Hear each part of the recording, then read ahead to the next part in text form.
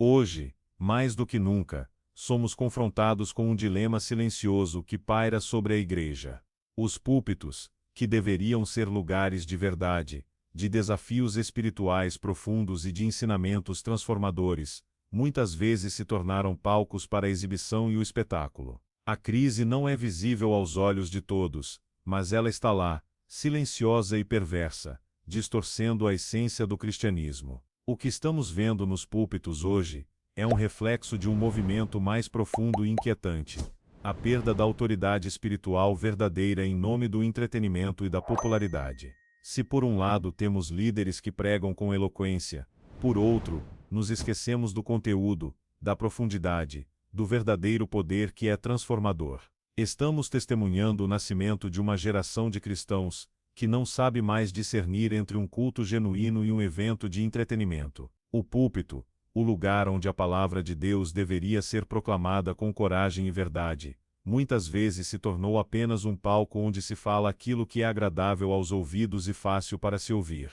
Talvez o maior problema de todos seja a nossa aceitação disso. Estamos em um momento onde a crítica ao que está acontecendo na Igreja é vista como algo radical, como se questionar o formato atual fosse um ataque à fé em si. Mas se continuarmos aceitando cegamente, corremos o risco de estar perdendo o que realmente importa. Este vídeo, este momento, é um convite a abrir os olhos, a desafiar a nossa visão sobre a liderança e sobre o que verdadeiramente deve ocupar o centro dos nossos púlpitos. Estamos diante de um dilema espiritual. O que realmente vemos e ouvimos nos púlpitos de hoje? A palavra de Deus sendo pregada com poder e autoridade? Ou um reflexo distorcido do cristianismo, que prioriza mais a audiência do que a fidelidade à Escritura? A crise nos púlpitos é a mesma crise que vivemos em nossa fé. Está na hora de encarar a verdade incômoda de que, se continuarmos cegos, nos tornaremos todos parte dessa falácia espiritual.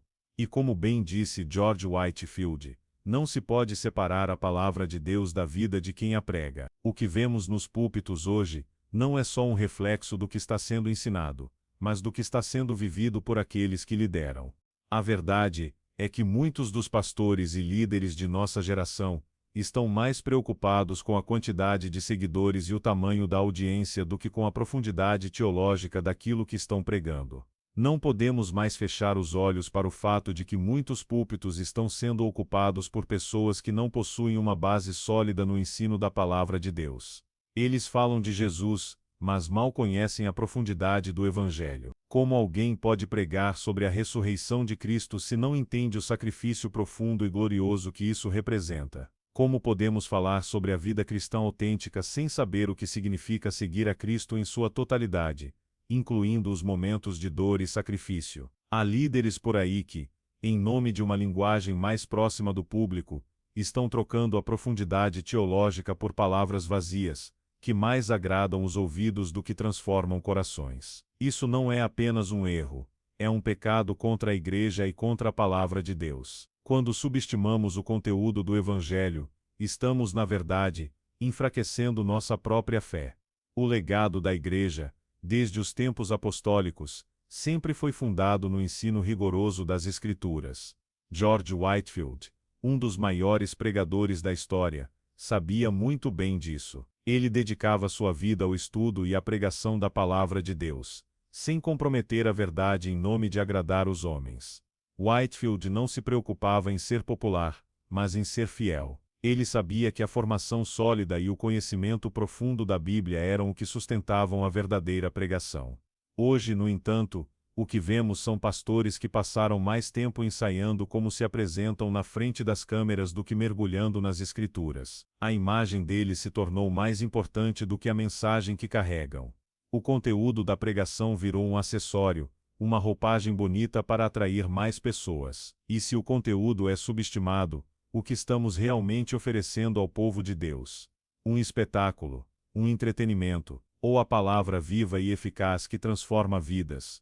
O maior problema não é a falta de preparação, mas a falta de prioridade em se preparar adequadamente. O que tem sido pregado nos púlpitos está cada vez mais desconectado da profundidade das Escrituras, e mais conectado a fórmulas que buscam um sucesso rápido. O problema não é ser acessível, mas sacrificar a verdade em troca de popularidade. A igreja precisa de líderes que se dediquem à palavra com todo o fervor e seriedade que ela merece. Só então podemos, de fato, impactar o mundo ao nosso redor com uma fé verdadeira e profunda. O legado cristão, com todos os seus desafios e maravilhas, não pode ser reduzido a uma receita de sucesso. Ele deve ser vivido e pregado com a mesma convicção que os primeiros cristãos demonstraram. O que acontece quando a teologia é negligenciada em favor da popularidade é que a verdadeira mensagem do Evangelho se perde no caminho. As Escrituras não foram dadas para serem reduzidas a slogans ou frases de efeito que soam bem nas redes sociais. A palavra de Deus é viva, mas precisa ser pregada com a reverência e profundidade que ela exige. O apóstolo Paulo, ao escrever a Timóteo, diz: estude para se apresentar a Deus aprovado, como obreiro que não tem de que se envergonhar, que maneja bem a palavra da verdade. A verdade é que, quando a formação é negligenciada, o que pregamos não é mais a palavra de Deus, mas algo que se assemelha a ela. O impacto de uma formação deficiente pode ser visto não apenas na pregação, mas também na prática pastoral. Quando a base teológica é rasa, a aplicação prática da fé também se torna frágil. A vida cristã, que deveria ser um reflexo do poder transformador de Deus, se torna uma fachada vazia, uma aparência de piedade que carece de poder real. Isso resulta em igrejas que promovem eventos, programas e estratégias de crescimento, mas não alimentam espiritualmente seus membros. Não podemos mais tolerar a ideia de que o ministério pastoral é apenas sobre administrar um negócio de igreja, sobre manter as finanças e preencher a agenda de eventos. O verdadeiro líder espiritual é aquele que conhece as Escrituras profundamente e as aplica em sua vida e ministério de maneira prática. Como podemos esperar que os membros da igreja vivam de acordo com os ensinamentos de Cristo, se seus pastores não estão vivendo de acordo? Quando a palavra de Deus é tratada como algo secundário, quando a formação teológica é negligenciada, a própria essência do cristianismo se torna uma sombra do que deveria ser. É urgente que a igreja volte a investir na formação bíblica de seus líderes. Isso não significa apenas um conhecimento acadêmico, mas uma vivência real e prática da palavra de Deus. Se queremos que nossas igrejas sejam lugares de transformação, precisamos de pastores que tenham um profundo conhecimento das Escrituras e uma paixão por transmitir a verdade do Evangelho de maneira fiel, sem comprometer sua profundidade em nome de agradar a multidão. O legado da igreja não pode ser silenciado. O que fazemos hoje determinará o futuro da fé cristã. Se os púlpitos forem ocupados por aqueles que estão mais preocupados com a imagem do que com o conteúdo, a igreja perderá seu poder transformador. Precisamos de líderes que sejam verdadeiros, que amem a palavra de Deus, e que a preguem com todo o fervor que ela merece. A sociedade atual está imersa em um mundo onde o entretenimento é rei. As mídias sociais, a televisão, os filmes e até mesmo a música transformaram-se em campos onde a performance, a aparência e o espetáculo são mais valorizados do que o conteúdo genuíno. Infelizmente, essa mesma mentalidade de entretenimento tem infiltrado os púlpitos das igrejas. Se antes o púlpito era um lugar de ensino e transformação, agora é muitas vezes um palco de performance. E a pressão para manter o show em andamento é imensa. O que começou como uma busca por uma comunicação mais dinâmica se transformou em um culto à imagem. Pastores que antes eram conhecidos por sua dedicação à palavra agora são mais reconhecidos por seu carisma, pela produção impecável de seus sermões e pela capacidade de manter a audiência entretida. Eles sabem o que funciona, sabem como prender a atenção do público, mas o que está acontecendo é que muitos estão trocando a substância por formas.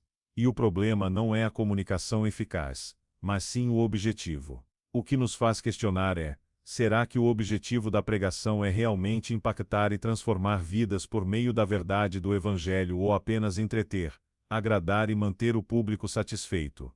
Em uma era de vídeos curtos, streaming ao vivo e likes, a pressão para agradar os seguidores, manter a relevância e gerar engajamento tem distorcido o propósito original da pregação cristã.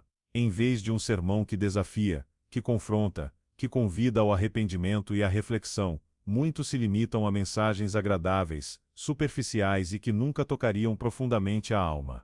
O púlpito se tornou o lugar onde, muitas vezes a única coisa que importa é manter a audiência interessada e garantir que eles voltem no próximo culto. E para isso, muitos líderes sacrificam a profundidade teológica, substituindo-a por histórias cativantes, piadas e uma performance que prende a atenção, mas não transforma. Essa dinâmica é especialmente visível em algumas das igrejas de maior crescimento. Pastores que se tornam mais conhecidos por suas aparições na mídia do que por sua fidelidade à palavra.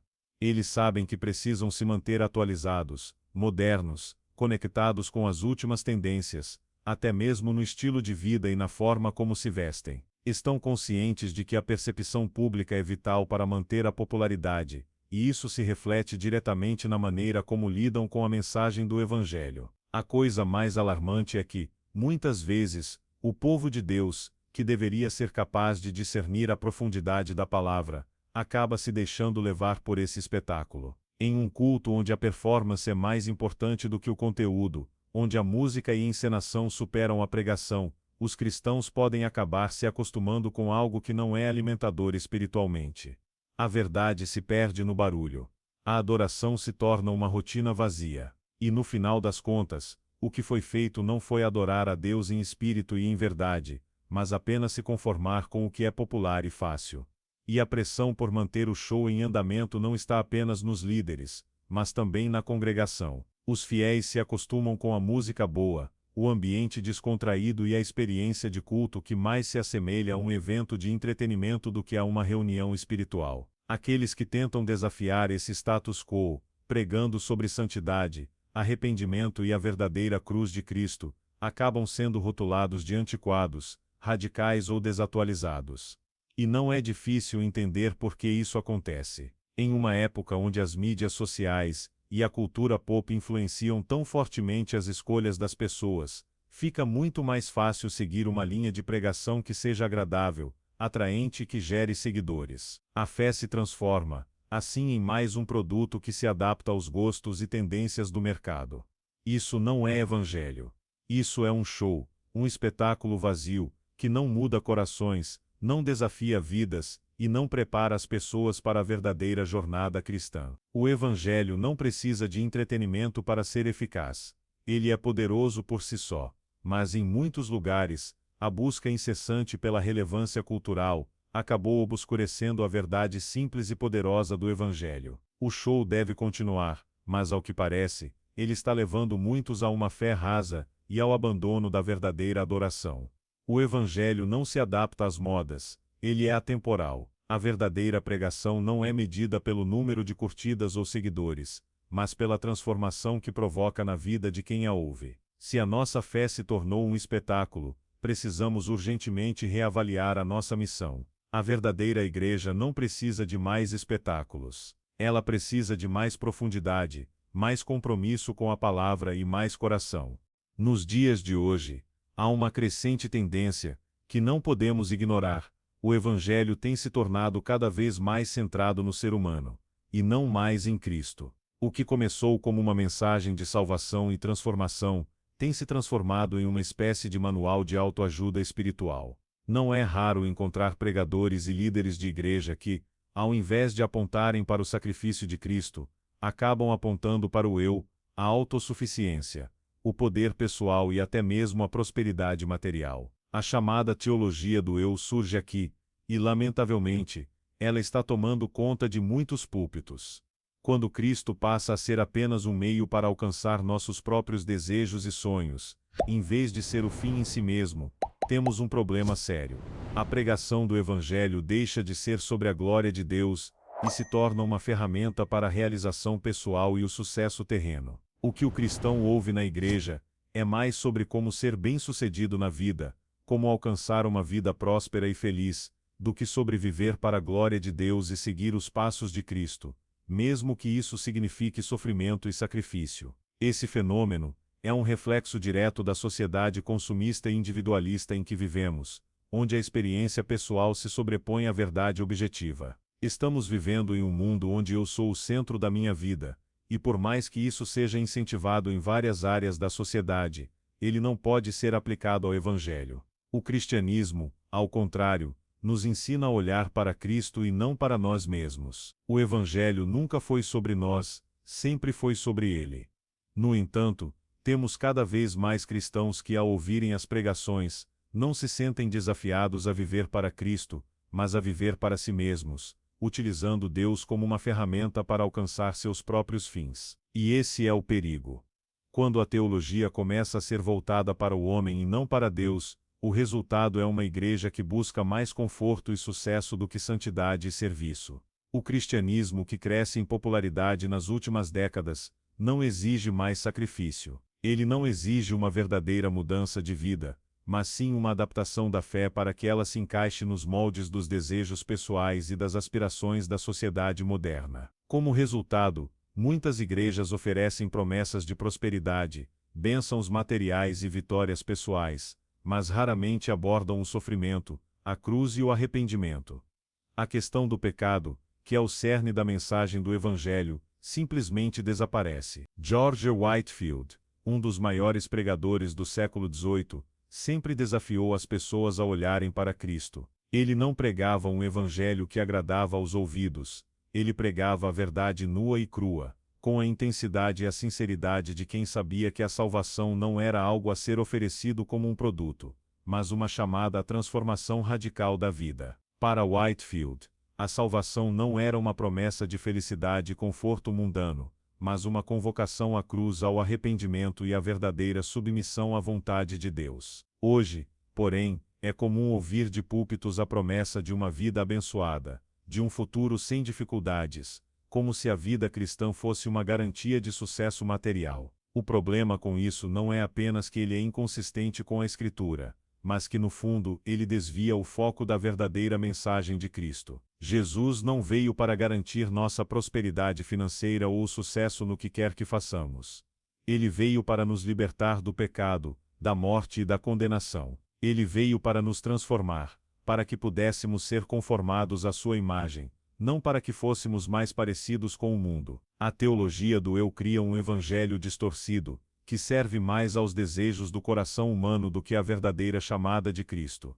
É um evangelho que acaba por distorcer o propósito da igreja e da missão cristã. O cristianismo não é um reflexo do que podemos alcançar, é um reflexo do que Cristo já alcançou por nós. A verdadeira liberdade no evangelho vem quando nós humildemente olhamos para ele e não para nós mesmos. Quando fazemos do homem o centro da nossa fé, perdemos a perspectiva divina. O chamado de Cristo é radical, é uma renúncia de nós mesmos, uma entrega total, que é o oposto do que o mundo nos ensina. Em vez de buscar a autossuficiência, a mensagem do Evangelho nos convida a reconhecer nossa dependência de Deus em todas as coisas. E essa dependência não é vista como uma fraqueza, mas como a verdadeira força encontrada na graça de Deus. Essa reviravolta, essa mudança de foco, precisa acontecer em nossas igrejas. Precisamos voltar ao verdadeiro centro do Evangelho, Cristo, e não nós mesmos.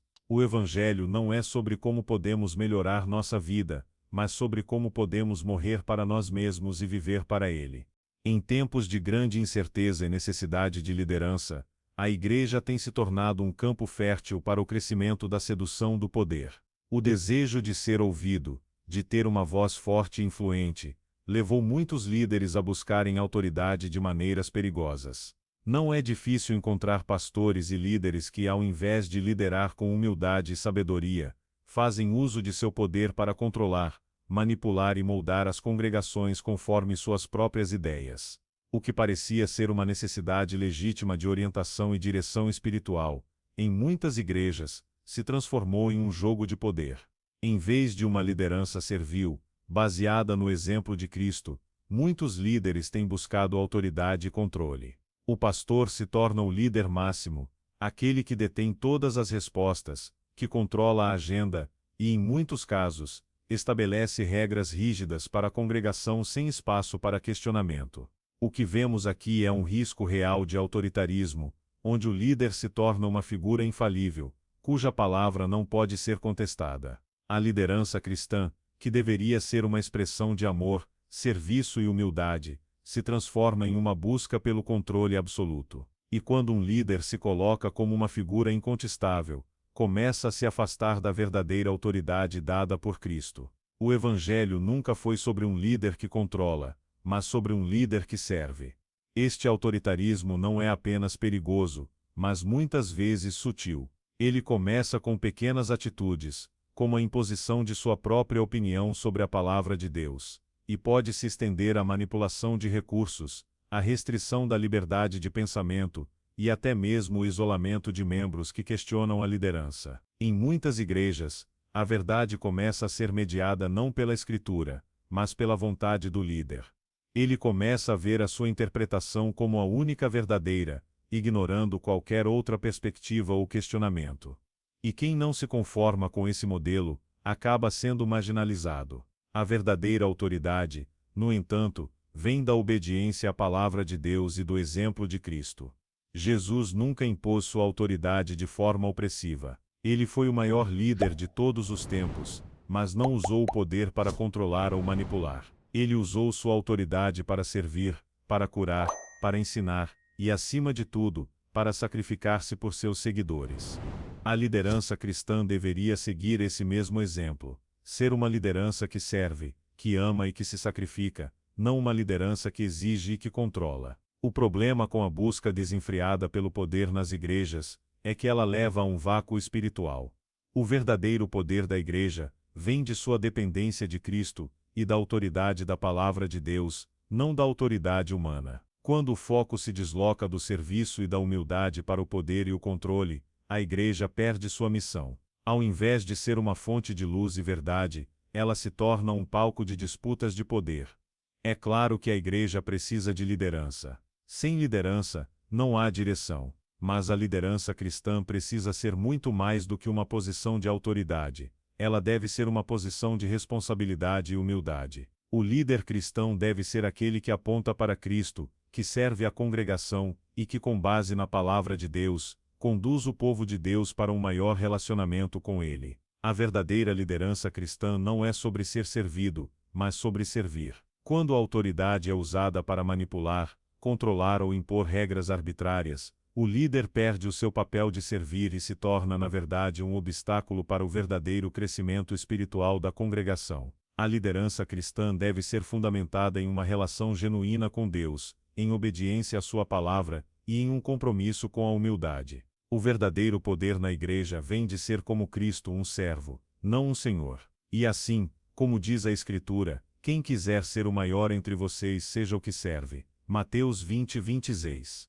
O verdadeiro líder cristão não é aquele que impõe sua autoridade, mas aquele que sabe que sua autoridade vem de Cristo e é exercida em serviço aos outros. A liderança cristã precisa de mais humildade e menos desejo de controle. É apenas assim que podemos construir uma igreja verdadeiramente forte, fundamentada na verdade e no amor, e não na imposição de uma autoridade humana falha. A igreja deveria ser um lugar onde a luz brilha mais intensamente, onde a verdade é proclamada sem reservas, e onde os cristãos podem encontrar apoio e cura. No entanto, o que muitos têm testemunhado em suas comunidades são as sombras do altar, falhas morais que, ao invés de serem tratadas com arrependimento e restauração, são escondidas, abafadas e ignoradas. A cultura do silêncio, muitas vezes alimentada pelo medo, pela vergonha ou pelo desejo de proteger a imagem da igreja, tem permitido que o pecado se perpetue sem a devida confrontação e disciplina. É uma tragédia silenciosa, pois quando falhas morais são ignoradas ou ocultadas, o corpo de Cristo sofre. Não estamos falando apenas de escândalos públicos, mas de um problema mais profundo e insidioso, a tendência de encobrir o erro, de proteger a reputação, e de permitir que o pecado se infiltre nas estruturas da liderança sem que haja uma ação decisiva. Em vez de um ambiente de cura, a igreja se torna um espaço onde as feridas são ignoradas, onde o pecado é disfarçado, e onde aqueles que caem são deixados para lutar sozinhos, sem apoio ou correção. Esse silêncio diante das falhas não é algo novo, mas tem se tornado mais comum nos últimos tempos. A cultura da imagem, a busca pela popularidade e o medo da repercussão negativa fazem com que muitos pastores e líderes se tornem mais preocupados com a preservação da imagem da igreja do que com o cuidado espiritual do rebanho. O escândalo é evitado a qualquer custo, mas o preço disso é a saúde espiritual da Igreja como um todo. Quando se prioriza mais a reputação institucional do que a restauração individual, a verdadeira missão da Igreja é corrompida. George Whitefield, com sua imensa paixão por Cristo, sabia que a integridade moral era crucial para a pregação do Evangelho. Ele, que pregou incansavelmente por toda a Inglaterra e a América, nunca hesitou em tratar dos pecados de seu próprio coração e dos outros. Ele não escondia suas falhas, mas as usava como exemplos de arrependimento genuíno e de dependência da graça de Deus. Para ele, a liderança cristã não era sobre ser perfeito, mas sobre ser autêntico e sobre viver de acordo com os padrões de Deus, mesmo quando isso significava lidar com as próprias falhas de maneira aberta e honesta. Nos dias de hoje, vemos o oposto acontecendo em muitos círculos cristãos. Ao invés de buscar arrependimento e restaurar os que caíram, muitos líderes preferem silenciar o pecado, buscando evitar o desconforto que isso pode causar à comunidade. Isso cria uma cultura onde as falhas são toleradas, e até mesmo ignoradas, desde que ninguém saiba. Mas, como a Escritura diz, não se pode esconder a luz debaixo de um alqueire. Mateus 5,15. O pecado, por mais que seja escondido temporariamente, eventualmente se tornará visível, e o que é oculto só aumenta a vergonha e o dano. Essa abordagem não só prejudica os indivíduos envolvidos, mas também corrompe o testemunho da Igreja.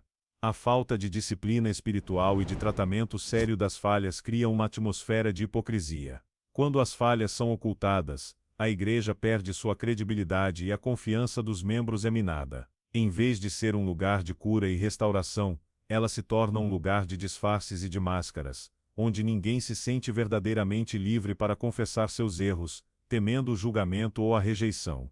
O Evangelho que pregamos é um Evangelho de reconciliação. Ele nos convida a confessar nossos pecados e a encontrar perdão em Cristo. A verdadeira Igreja deve ser um lugar onde a falha é reconhecida, não ignorada, e onde a restauração é possível por meio da graça. A Igreja não deve ser um lugar de condenação, mas de transformação. O Evangelho não nos chama a esconder nossos pecados, mas a trazê-los à luz para que possamos ser curados. É imperativo que a Igreja volte a ser um espaço de honestidade, onde os pecados podem ser confrontados com graça e arrependimento, e onde os líderes sejam verdadeiros e transparentes sobre suas próprias falhas. Quando falhamos, devemos nos arrepender genuinamente e procurar restauração, não para salvar nossa imagem, mas para restaurar nossa comunhão com Deus e com a Igreja. A verdadeira autoridade moral da Igreja não vem de sua aparência imaculada, mas de sua disposição para lidar com o pecado de maneira honesta e transformadora. A cultura do silêncio não pode prevalecer. A Igreja precisa de líderes que não têm medo de confrontar o pecado, de se arrepender publicamente quando necessário, e de tratar as falhas com a seriedade e a graça que elas merecem. Somente assim poderemos, como corpo de Cristo, viver de maneira fiel e verdadeira diante de Deus e do mundo. A fé cristã é fundamentada na Palavra de Deus, revelada nas Escrituras Sagradas, e não nas crenças populares que circulam por aí. Contudo, uma das maiores ameaças à saúde espiritual da Igreja moderna é a crescente popularidade das crenças não bíblicas, que muitas vezes substituem a verdadeira fé. O problema é que essas crenças, por mais que pareçam inofensivas ou até espiritualmente válidas, não têm base nas Escrituras, e, ao contrário, afastam os cristãos da verdade. Hoje, muitas pessoas buscam respostas fáceis para suas perguntas espirituais.